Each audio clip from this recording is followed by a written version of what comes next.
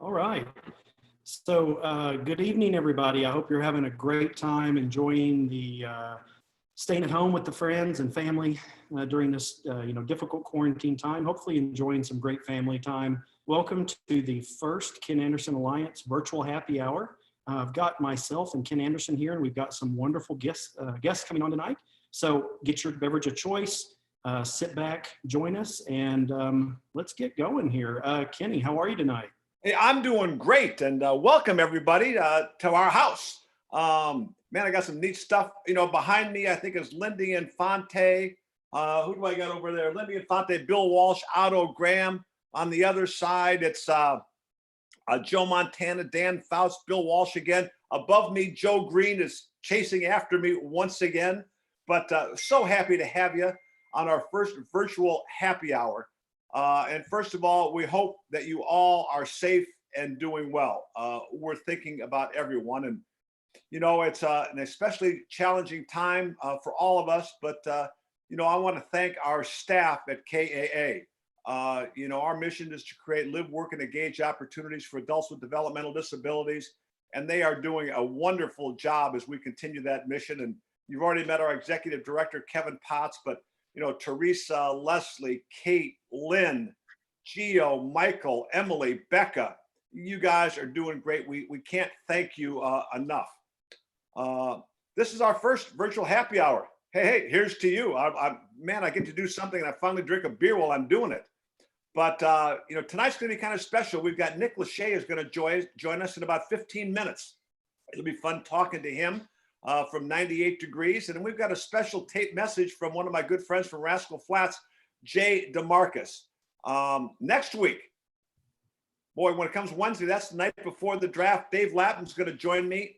And I know in Cincinnati, every radio and TV station wants the Bengals head coach next Wednesday night. We got him. Zach Taylor's going to be with us starting at 5:30 on Wednesday. Following that, baseball season hasn't started. The NBA is postponed. Well, I got two guys to talk about it. Doug Flynn, formerly the Cincinnati Reds, played a little bit with the Mets. As he always tells me, he was the glue that kept the Big Red Machine together. And then my former neighbor growing up in Batavia, Illinois, Dan Issel, All-American at Kentucky. I'm sure a lot of you people remember him. NBA Hall of Famer. We'll talk about what's going on in the NBA. But, tonight, it's about having fun. It's about connecting with the community, and it's about building our future. And since this is a happy hour, I want to start it off with a toast. So grab your glass, a toast. This is all to all the first responders, to all the doctors, nurses, medical people on the front lines for us. Here's to you. We enjoyed. Thank you for keeping us safe. When I talk, the title of my talk is My Career as I Remember It. I make no attempt to get dates, facts, or statistics correct. So, you may think that the key people in my career might be Paul Brown, the guy that drafted me, founder of the Bengals. It might be Bill Walsh, my first coach. Could be Forrest Gregg, took us to the Super Bowl. Lindy Infante was my offensive coordinator, kind of resurrected my career. But I want to tell you, the two most important people in my football career were Bill Day and Ralph Steranko. Bill Day was my high school football coach. Ralph Steranko was my first coach at Augustana College. When I graduated from Batavia High School in Batavia, Illinois in 1967, I was all conference in football, basketball, baseball. I thought baseball was my best sport. Basketball was the most fun. And I was an all-conference safety in football. So I was going to Augustana. I was recruited by nobody else but Division III schools. I liked Augustana. I liked the basketball coach there. I knew a lot of kids from my hometown that went there. So I was going to Augustana to play to play basketball and baseball. Well, it was the middle of June, and my high school coach, Bill Day, comes up and says, Kenny, you ought to go out and try out for the football team. And I'm thinking, I don't know. Well, anyways, the end result was I wrote this letter to Coach Steranko dated June 28th, 1967, asking him if I could try out for the football team. He responded that they would love to have me try out. at Division III, sometimes they take any warm body to kind of fill out the roster. But if he'd have said, no, our roster's full, I don't need another quarterback, I don't need another defensive back, it would have been fine. I would have gone on and played basketball and baseball. I was a catcher in baseball, and had I continued along those lines, they probably never would have heard of Johnny Bench. That's kind of what I thought. But anyways, ended up playing football. When I went there, after 3 days, I saw that they had recruited 7 freshman quarterbacks. The starting quarterback was a junior, came back from winning the conference the year before. His backup was a junior. And I'm going, what chance do I have? And so I asked the coach if I could go play defensive back. I said, I wasn't all conference safety when I was in high school. He said, no, just kind of stick with quarterback for a while. So I did. Started the season as at third string. We lost our first game, and then the backup became the starter. I became the backup, and the starter became number 3. We went out to Sioux Falls, South Dakota. So we were actually taking a step up for us. It was a Division II school. And I went out there, and at the end of the first quarter, the coach says, Anderson, you're in. And my first throw was a 65-yard post pattern to Paul Ander. And from then on, I was the starting quarterback for the next 4 years. Ended up playing basketball as well, started as a freshman. And then when the baseball coach called and said, we're taking hitting practice down in the bus barns, I was a little too tired and needed a little time to study. So if it wasn't for Bill Day, if it wasn't for Ralph Steranko, I never would have been a Cincinnati Bengal and a professional quarterback. So I owe a big debt of gratitude to them.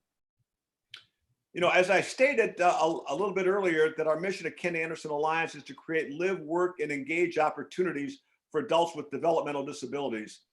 And before this COVID-19 hit us, we had over 20 engaged programs a month that service over 200 adults. They were going out into the community. It may be dinner, a Cyclones game, a Reds game, going to putt-putt golf. A lot of our engaged programs were going out and volunteering at other nonprofits. And, I think it's so important for them to get out in the community. And now that we're all sheltered, life is a little bit different. So I want to bring Kevin, I want to bring you back in and talk about what KAA is doing now for our engaged programs. Yeah, so thank you, Kenny.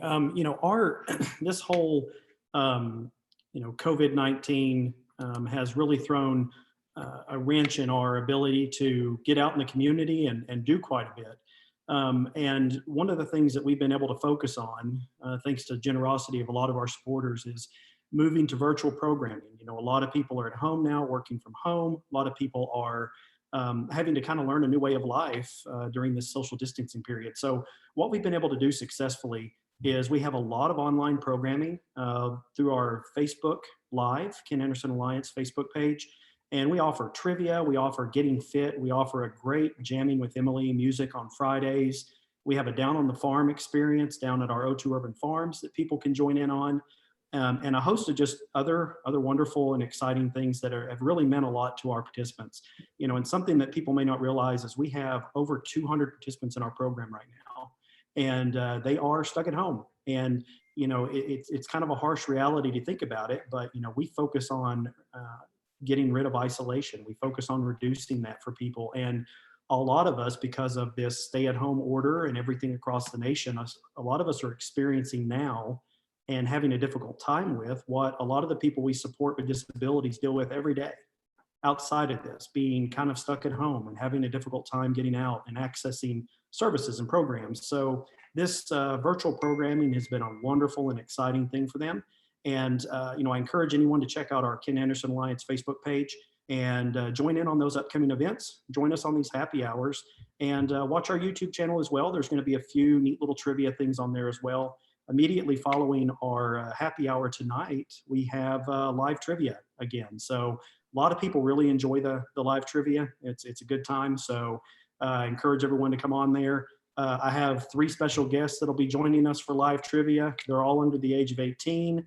And none of them have had a history class, and they still get most of the questions right. So here we'll kind of move over, Ken, and talk a little bit more about our special guest tonight and some about your career. Yeah, well, first of all, I want to thank our year-long sponsors for Ken Anderson Alliance. They're vital to what we're trying to accomplish, and that's the Schlottman Family Foundation, Belterra Park, and Key Bank.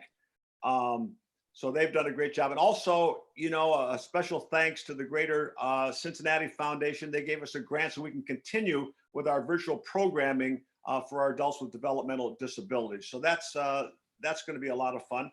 Now, I want you to write this down. This is an email address. It is info@kenandersonalliance.org. In a little bit, I'm going to give you a trivia question. And the first 5 people that get it right and email it to info@kenandersonalliance.org, include your name and your email address and your phone number. I'm going to send you an autographed picture. So that's going to come up in just a little bit. But, right now I think it's time maybe for another story. I was seeing the other day that, Drew Brees is about my age when I retired. He just signed a 2-year, $50 million contract to go back to New Orleans. And Phillip Rivers is moving from the Chargers to Indianapolis on a 1-year, $25 million contract. So I want to tell you the story of my first contract with the Cincinnati Bengals. I was a 3rd-round draft choice in 1971, and the draft in those days was in January. And so I got a call from Bill Walsh on an afternoon and said I was drafted by the Bengals in the 3rd round. And I got on a plane the next morning, went to Cincinnati, went to the stadium, met Paul Brown, and I was in awe of him. And then that night, Mike Brown took Bill Walsh and I to dinner at the Masonette. And of those of you that remember the Masonette in Cincinnati, a 5-star French restaurant, and we walked in and we had, if you remember the restaurant, they had a kind of a corner booth in the back, and we got that booth. And after we sat down, they came with menus, and Mike Brown excused himself to go to the restroom. And I turned to Bill Walsh. I says, "Bill, what do we order? The menu's all in French." He said, "I don't know. Whatever Mike orders, we'll order." So Mike came back and we ordered. Bill Walsh said, "I'll have the same thing." And I said, "Make it 3." And we had a very nice dinner. I'd never been in a restaurant quite like that before. And then at 10 o'clock at night, we went back to the stadium to negotiate my first contract. And so I'm sitting there, and, kid from Augustana doesn't really need a big time agent or anything like that. I had a friend that was along with me, and Mike offered me a 3-year contract for $18,000, $20,000, and $22,000. And in a signing bonus of $7,500. And I remember thinking, I'm okay with the $18,000. My uncle, who was my idol, had a teaching job lined up for me in Chicago, coaching football, basketball, and teaching math with him. And that was starting off at $5,000. So I was okay with the contract. But I told him, I said, I want a $10,000 signing bonus. He pulled out a check out of his pocket, made out to me for $7,500, and said, "This is what you're going to get." I said, "Fine, where do I sign?" It took all of 10 minutes to negotiate that contract. But he did come back and said, "I'll tell you what, Kenny, at that time, it was only a 40-man roster. If you make the 40-man roster, I'll give you the extra $2,500. So went to training camp in Wilmington, Ohio, and my first training camp was 9 weeks long. I showed up on July 7th. We broke training camp September 15th. I remember I liked my chances for the extra $2,500 when there were only 2 of us in camp, and we kept 2 quarterbacks. So that kind of started my career with the Bengals, and it's been just a lot of fun. 16 years I played for them and coached them. A special guest coming up, a guy that I've known for a while, been very special to us. You all know him from 98 Degrees, one of the great groups of all time. But joining us from California, my good friend Nick Lachey. Nick, thanks for being with us. Hey, good to be here. Hey, first of all, out there, how are you and your family doing? I know California's been hit awful hard. It's in California, we've actually been fortunate that I think the fatality rates have been a lot lower than they initially projected for this part of the country. So thankfully, we're all healthy, happy, like everyone else, going a little stir crazy probably. A lot of time at home with 3 young kids, but I can't complain at all. We're just getting through it, and I'm learning how to homeschool a 7-year-old, which is which is interesting. Something I never thought I would have to worry about. But all things being equal, we're doing just fine. How about you guys? We're doing great. Luckily, down in Hilton Head, the weather's been good, so we've been getting out and working in the yard, and we can go for Christy and I can go for walks. We can bike ride, and like I say, so we haven't been cooped up in the house like a lot of people. I want to give you one little tip about this homeschooling. You know, I was a math major in college, and a few years ago, I was trying to help my first grade granddaughter with math. They teach math totally different now than when you and I were growing up. Good luck figuring that out.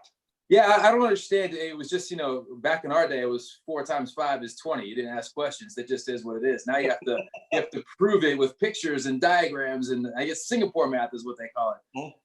So yeah, I let my wife Vanessa handle that. I steer way clear of any Singapore math tutorials. I stay as far away from that stuff as I possibly can. Son, I know you're a big Cincinnati sports fan. Tell me your first recollection of the Bengals.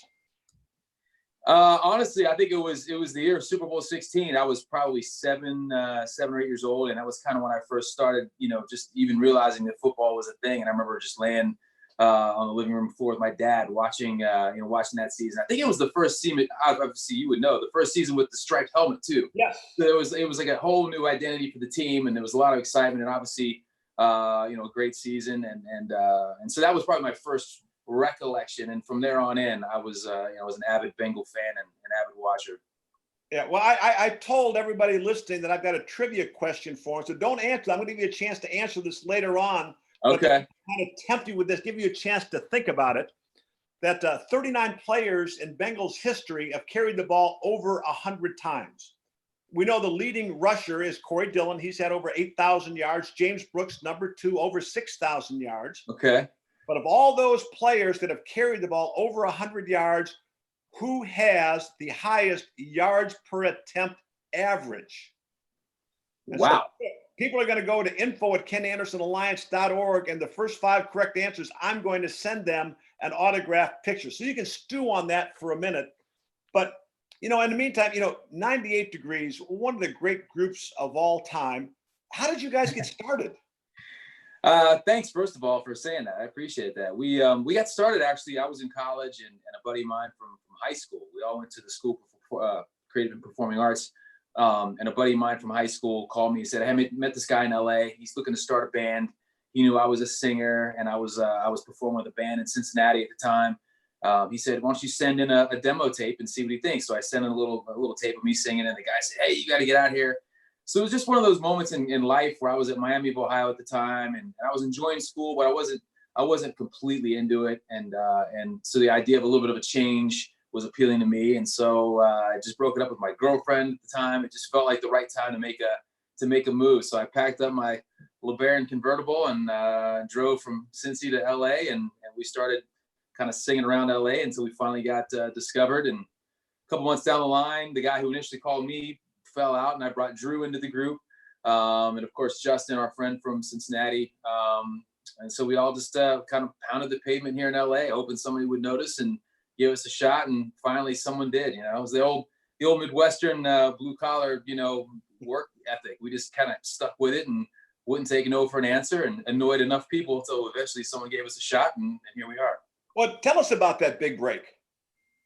We actually were at a Boyz II Men concert. Boyz II Men was kind of our idols in terms of putting a group together. And so we went to a concert of theirs and sung our way backstage. And so we got on the radio, a radio station called The Beat here in LA. And Boyz II Men couldn't care less about what we were doing. But there was their road manager here, a guy named Paris DeJean, who heard us sing and said, "You know what, here's my card, give me a call." So we ended up giving him a call. He ended up paying for our demo, which an artist by the name of Montel Jordan produced. And we took that to Motown and got signed to Motown Records, which for us was like the ultimate badge of honor. We were so inspired by a lot of those Motown groups, and Boyz II Men at the time was on Motown. So for us, it was a huge deal. Yeah, Motown was a little bit different when I was that age growing up with a lot of the Detroit, singers that we all know. So, yeah, the Temptations and that kind of. But once you get that break, then what are the challenges of going forward? I think that's the that's the thing. Every step feels like you've made it, but you haven't truly made it. I guess could equate it to an athlete in the sense of, hey, I got a scholarship to college. Oh, I made it. Now you haven't proven anything. Now you start from scratch. You start over, and then you're a star in college and you get drafted. You get drafted. Haven't really made anything yet. Now you got to go into the league and prove yourself. So every step of the way for us kind of felt like, hey, we got signed. Okay, that's great, but there's so many artists that get signed that you never hear from again. So we just kept trying to remind ourselves, hey, we have everything still approved. And we put out our first record, and then the president of the label got fired. We thought, well, now we're back to square one again. So we come out with a second record, and we just kept at it. So it was, it wasn't necessarily, I'll say, the smoothest, road to take, but we're very proud of our story in terms of persevering and overcoming some of those early, challenges and sticking with it and sticking together and ultimately finding a way to kind of cut through. And there's just so many great artists out there, so many great talented singers. We say this all the time. Although I think we're very talented, there's a lot of talented singers, much better singers than myself, who never ever will be heard because maybe they just didn't give it enough time or they didn't try hard enough. The one thing I will say about us is we tried so hard, we worked so hard at it, and eventually, again, I think that perseverance kind of cut through and gave us our shot. Well, now here's three Cincinnati guys, and I've got a chance to meet Justin along the way at some of our events. Yeah. And you've got your brother with you. You guys go back a long way. Now, do you guys get along all the time?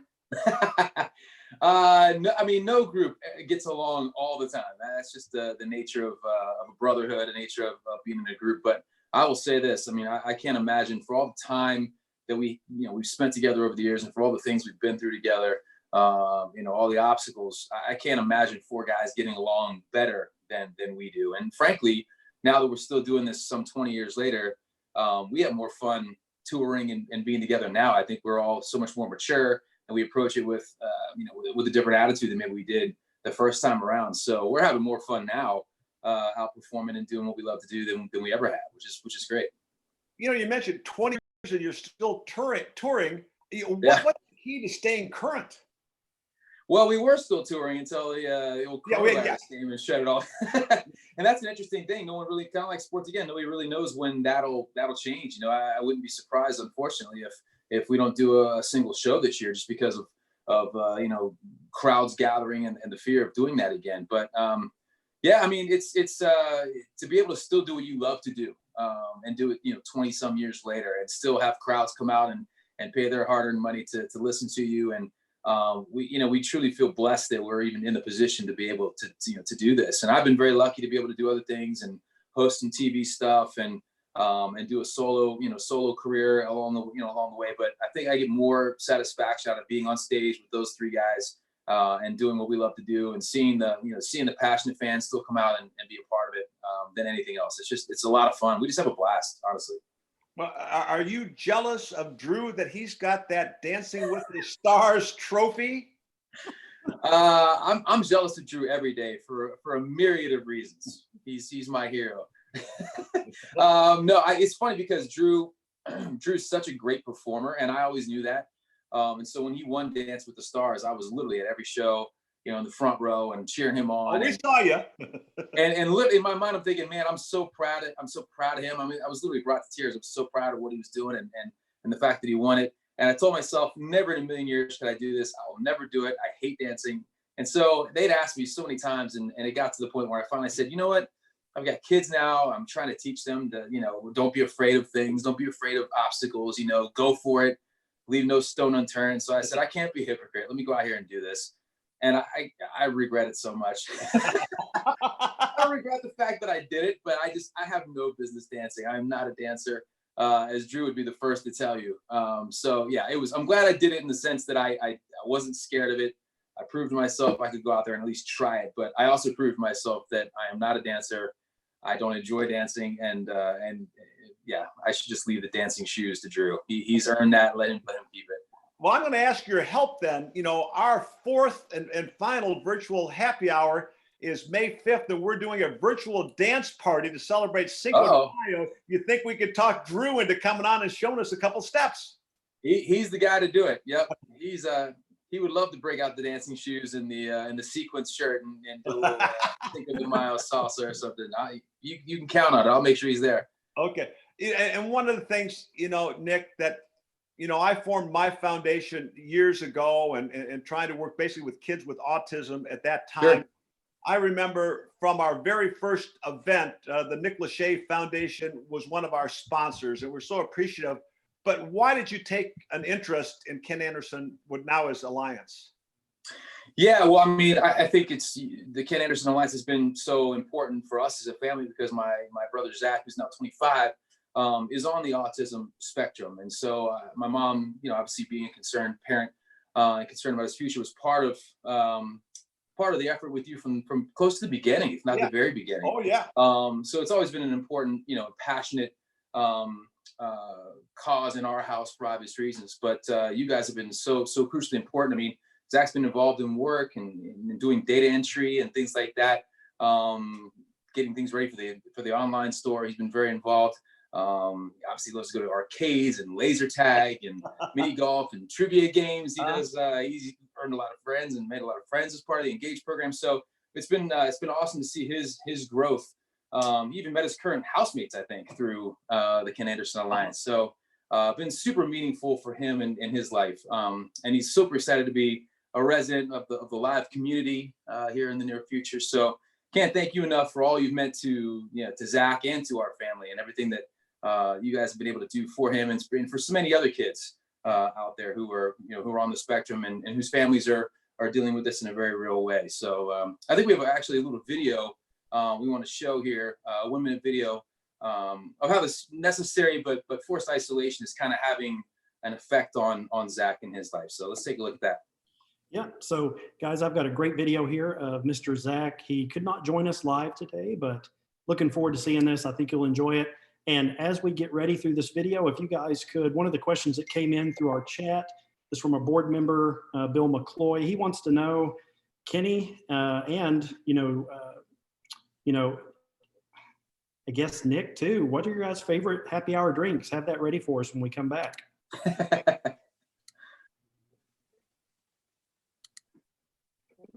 Introduce yourself. Hi, I'm Zach, and we're doing a video on what I missed about Engage and what I hope to do once it's re-engaged. The things I miss about the Engage program are being able to go out in the community and having fun with others. So what activities do you look forward to doing once you're able to go back in the community? The activities I look forward to doing are things I'm actually excited to do. Aside from actually playing video games at the Microsoft store, I'm also looking forward to going for a walk in a park. Maybe even chatting with others. All right, thank you, Zach. So he looks pretty familiar to you, doesn't he, Nick? Yeah, absolutely. Good. So, Ken, what's your happy hour drink of choice? Well, right here, it's Keystone Light. And we wanted, this is a virtual happy hour. I wanted to call it Keystone with Kenny, and maybe we could it's a Coors product, get Coors to sponsor this whole thing. And I'm still working on that. And then, but I guess this is, I'm going to let Drew tell his first, and then I got another question. Hold on. My happy hour drink of choice is also a light beer, but it's a Miller Lite from the Miller Lite. Now, my question is it tacky to go from Keystone Light to red wine after 6 o'clock? It's quarantine rules apply, and there are no rules. Okay, that's what I've discovered. Okay, and no hour where it's appropriate. It's just It's happy hour every hour. So go for it. So Nick, the Bengals have had a long list of great running backs. We talked about, Corey Dillon. We talked about James Brooks, Pete Johnson, Harold Green, Charles Alexander, Ickey Woods. So what is your guess on what Bengal runner had the highest average per attempt, minimum of 100 attempts? You know what I was going to say? You said his name there last, and I remember in his rookie year when we went to Super Bowl 23, I believe him and Brooks both had over 5 yards of carry. So, for lack of a better guess, I'm gonna go with Icky. No, that was a good try. James Brooks is third. He's at 4.8. Icky Woods is 4.6. Essex Johnson, one of my old teammates back in the early 70s, was 4.5. Okay. But the player was the highest average per attempt in Bengals history at 5.6 yards per attempt. Is it you? Number 14, Ken Anderson. Can you believe as you were saying that, I was thinking, man, I bet it's Ken Anderson. So awesome. I had to pull the first one. Now, before I let you go, I got to ask you this. When you were growing up, who was your favorite Bengal? Oh, man. I think it was probably Anthony Munoz because, as everyone in Cincinnati knows, how involved he's been in the community from day one throughout his career, and now even post-career. I remember being a kid and being at College Hill Presbyterian Church and Anthony coming and speaking and having a chance to meet him after he spoke. And anytime you're a kid and you're a football fan, you get a chance to meet one of your idols and shake their hand. It's pretty impactful. So yeah, I have to say Anthony probably made the biggest impression on me as a kid, just purely because I had a chance to meet him and talk to him, and he was such a great guy in our community and at our church. So I'll go with Anthony. He made a big impact on me too. My career was going nowhere. I had got off to a big start, went to a couple of Pro Bowls, and all of a sudden in the late 70s, people thought I was over the hill again. It was amazing when Anthony came in 1980 along with Max Montoya and Lappin. Oh yeah, I got good again. That was. I really appreciate that. It's amazing how having a little time to think and survey the field will make you a better quarterback. It's funny how that works. Yeah, I'm going to send you a book, First Grade Math for Dummies. That may help you out a little bit on that. But I'm definitely the dummy. You got that part of it right. But I can't thank you enough for joining us today. I can't thank you enough for all the support you've given the Ken Anderson Alliance. And please give our best to Vanessa and the kids, and you guys stay safe out there. And I can't wait for when you come back to Cincinnati for another concert. Can't wait to be on that stage and doing it again. And thanks for having me, Ken. Thanks for all you do. All right, stay safe. Okay. Yep, you too. Bye-bye. Right now, I want to talk about a couple of the raffle items that we've got going on. If you want to play golf with me at Moraine Country Club in Dayton, Ohio, you and another person, Tony Schweier, one of our board members, and I, we're going to take you up there, have lunch, and play at Moraine Country Club. It is one of the top 150 classic golf courses in the country. I talked with Terry about it the other day because I hadn't been up there in a while. And he said that in the last several years, they've taken out 4,000 trees and restored the course to more of a links type feel that it was originally designed for. I am so happy about that because I've spent a lot of time in those trees up there. So we've got that coming up. Also, what I'm really excited about is Rascal Flatts is on their farewell tour. They were supposed to be in Cincinnati in June. It's been pushed back to August. I've gotten to know Jay DeMarcus pretty well. My wife, Christy, and I are going to host 4 people backstage, a VIP experience. And Kevin, I think we've got Jay talking about that, what it's going to be like. Yes, we do. So we're very excited about this raffle item. I can tell you personally, me and my family will be buying many of these tickets. So we hope to win this one. We've got a quick video here that Jay sent us earlier this week, and I'd like to share that with everyone. And again, to look at these raffle tickets, you can go to kaaraffle.givesmart.com. You can also find a link under virtual happy hours on our KenAndersonAlliance.org webpage. But here is Jay talking about that amazing experience. Hey everybody, this is Jay DeMarcus from Rascal Flatts, and I wanted to tell you about something incredible. My dear friends, Ken and Christy Anderson, are going to be hosting an unforgettable VIP package experience at one of our shows on our farewell tour. Now, this package is going to be incredible and a once-in-a-lifetime opportunity. 4 tickets, backstage parking, backstage tour, meet and greets, VIPs, you name it, it's in there. This is going to be a once in a lifetime experience because it's our farewell tour. So whoever the lucky winner is in this auction, we cannot wait to see you. And trust me, when Ken throws a party, it's always a good time. And I can promise you, you don't want to miss this.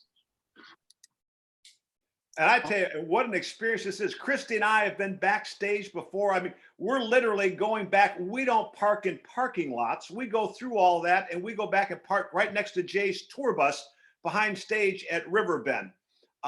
We go to the VIP reception area.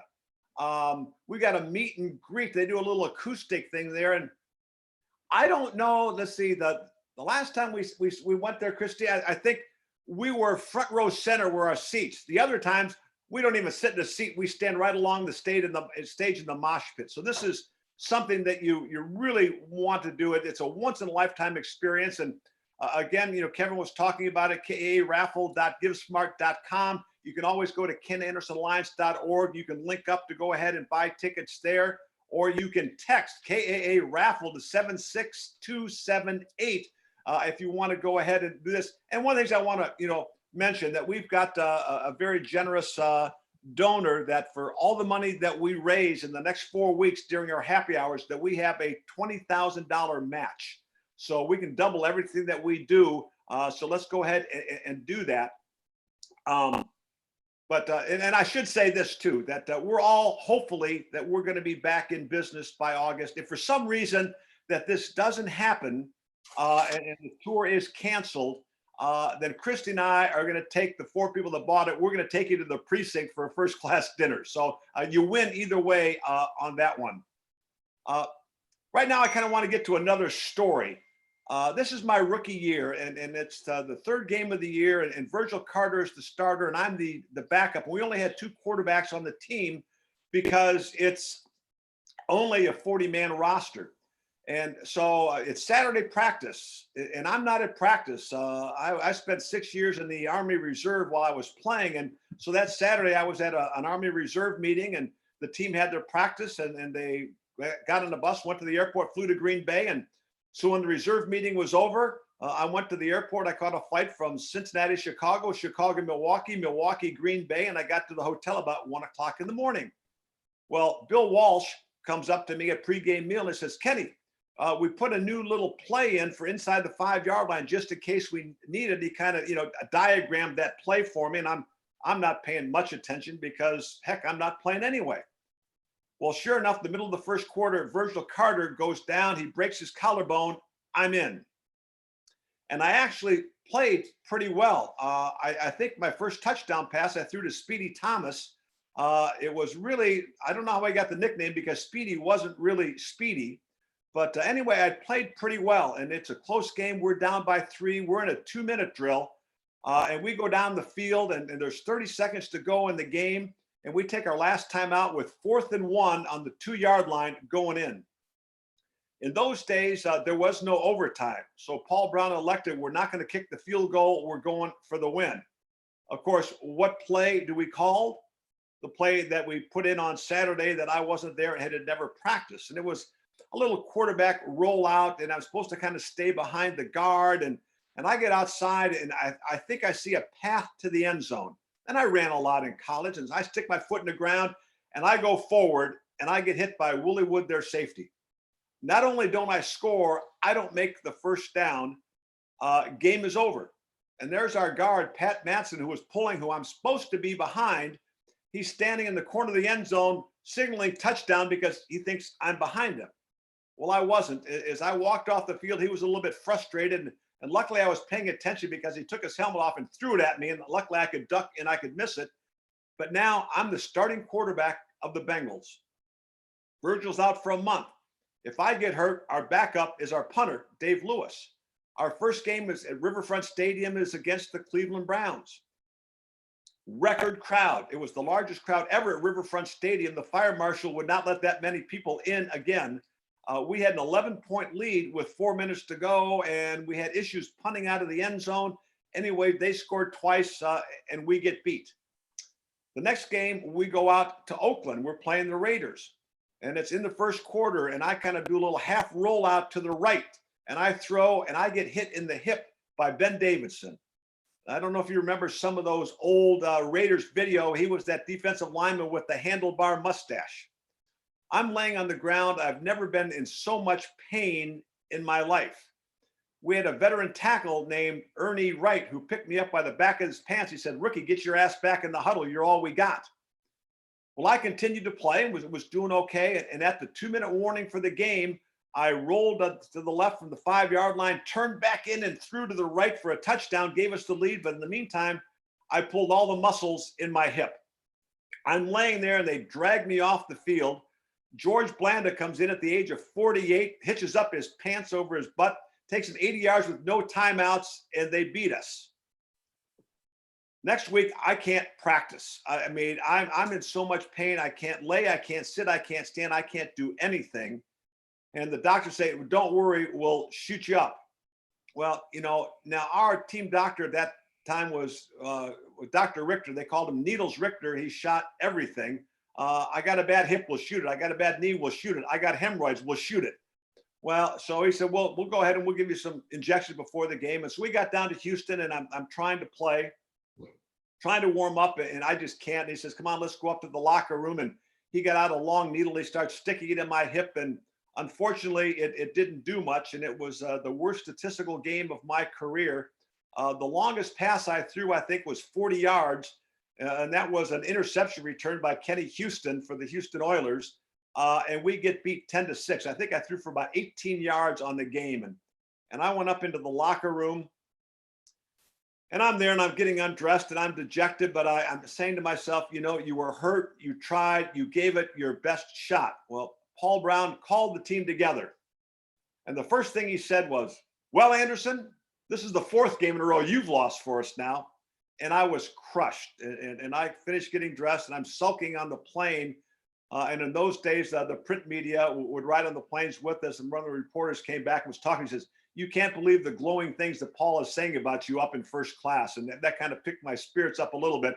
But I must tell you, I was glad that Virgil came back the next week. Hey, Ken. Yes. And, with that story going on, we have a great question in our live chat here. Okay. It's from a Brian Dinker, and he has a question. He wants to know, how was it to play for Paul Brown?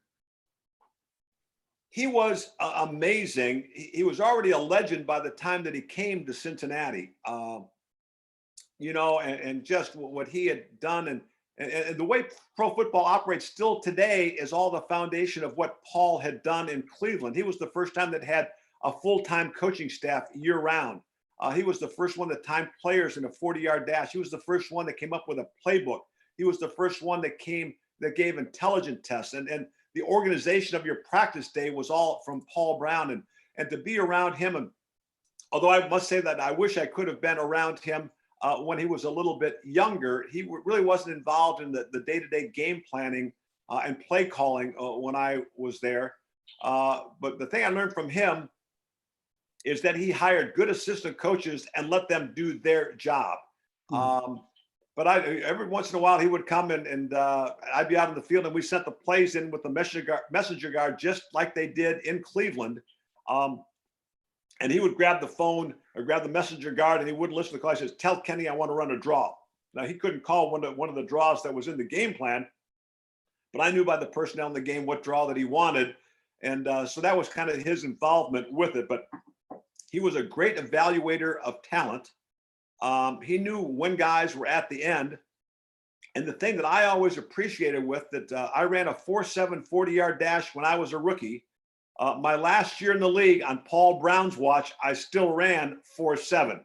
The other coaches had me a little slower, but in Paul's eyes, I was always 4.7. So I really appreciate that he took a chance on a kid from Augustana and a long career about that. And, I will always appreciate that. And, one thing I wanted to talk about, Kevin, is, when we talked earlier about our live, work, and engage opportunities for Ken Anderson Alliance, one of the things that we have is our aquaponics venture up and going.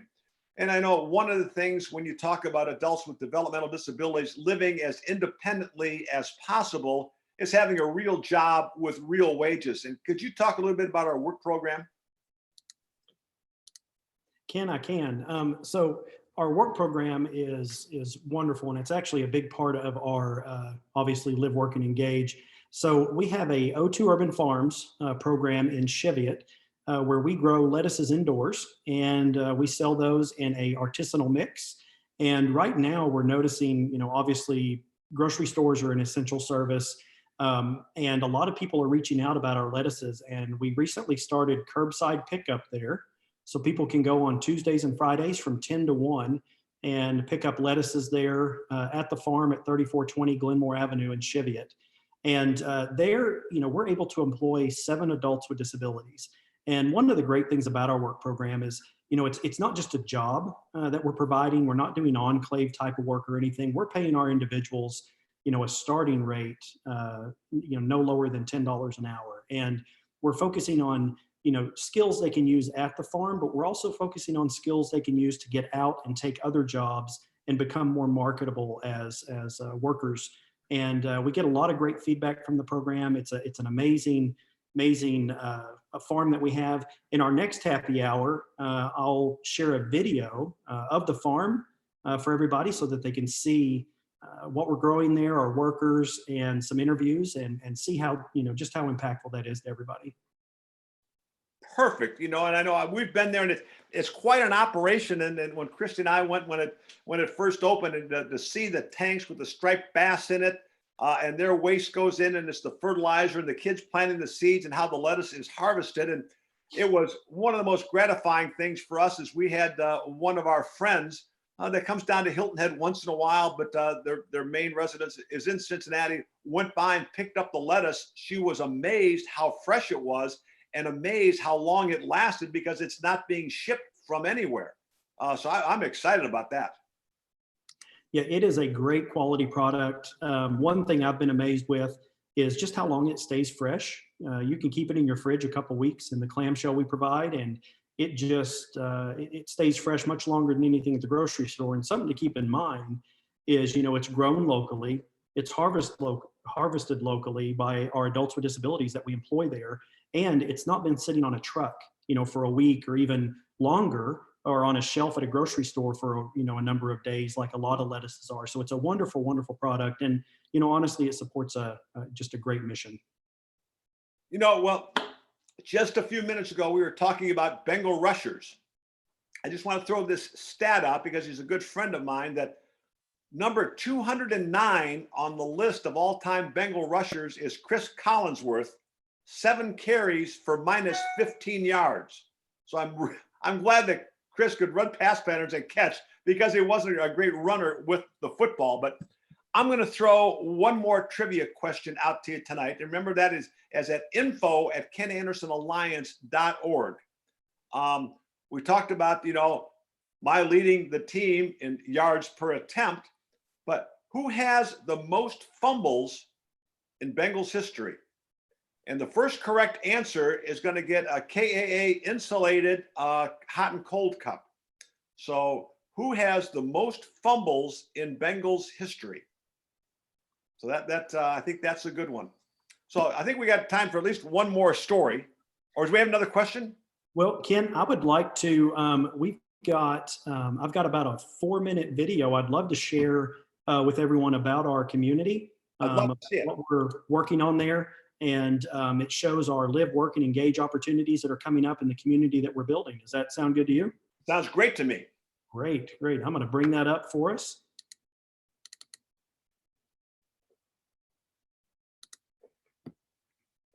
Just bear with me.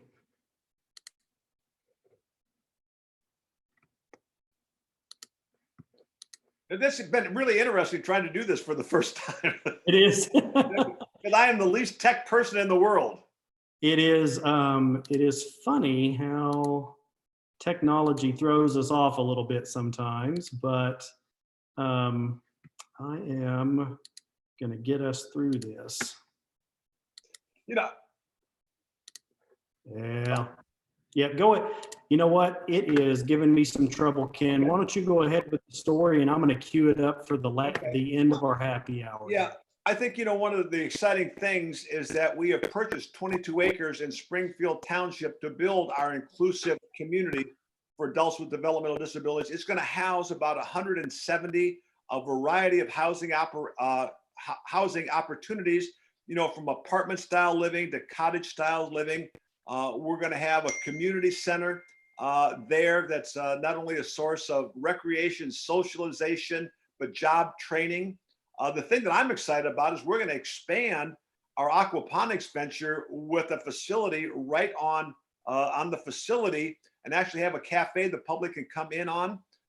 There's going to be a ball field, an all-purpose field, not only for us to use, but I'm really excited about this, that I've talked to people at the Bengals, the Reds, and FC Cincinnati, and they are all in to help us build this field. So not only for our use, but it could be for Special Olympics to come in. It could be for local baseball teams, soccer teams to practice on.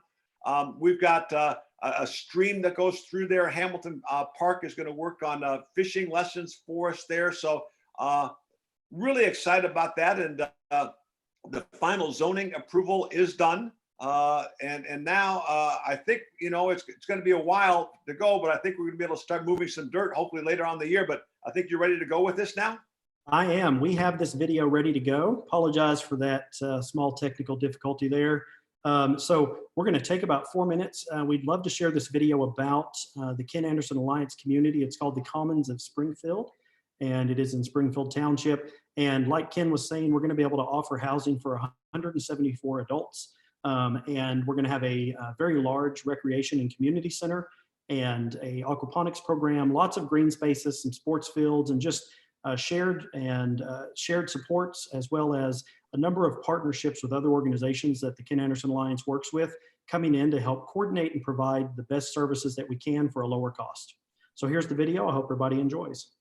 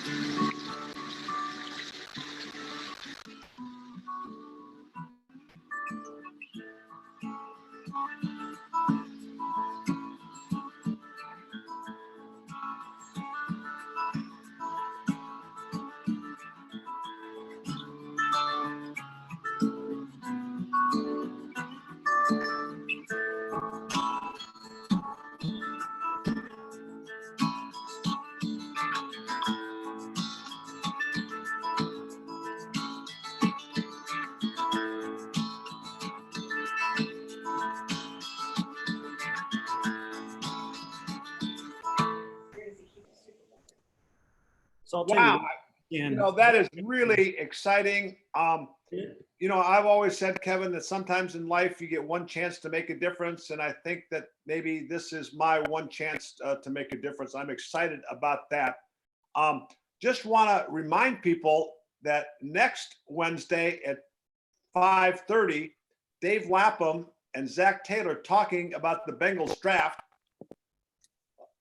So that's going to be an outstanding one. Don't forget that, you know, you can still go all the time and buy raffle tickets, you know, whether it's to play golf with me up at Moraine Country Club or our Rascal Flats backstage VIP experience.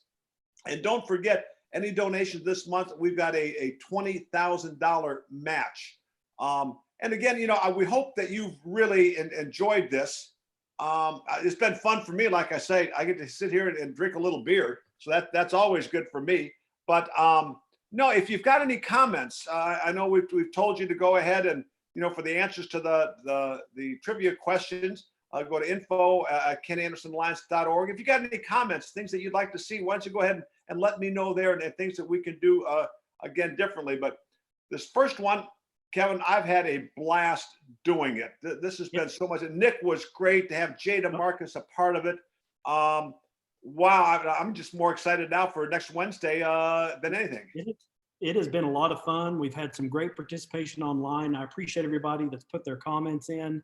Some of the questions we'll put in for next week so that Ken can answer a few of those. We're kind of running out of time today, but one thing I wanted to point out to everybody is don't forget that raffle at kaaraffle.givesmart.com. And, you know, go to our YouTube channel. You can watch the video of our community and hopefully learn more about our partners. We partner with DSAGC, UC, with Stepping Stones and a number of other area organizations. And we're, you know, our ultimate goal is to provide better services for every disabled adult in the greater Cincinnati area. And Ken, this community, this vision of yours is amazing, and it's going to be exciting. I really look forward to getting it built and showing everybody the finished product. Well, and right now I know we got trivia coming up next. So all the people that joined us today for our first virtual happy hour, times are tough. We're going to make it through. It takes all of us working together, staying safe. So to all of you, stay safe. I'm going to have another Keystone Light on everybody else. Thank you all for joining us. We'll see you again next Wednesday. Yep. Everybody have a great night. If you are wanting to join our live trivia, come on over to our Facebook Live broadcast. I'm going to be there hosting live trivia tonight, and tonight's trivia is entertainment and movies. So bring your A game. We'll be starting there in about 3 minutes. Everyone have a wonderful night. Grab you a beer and relax.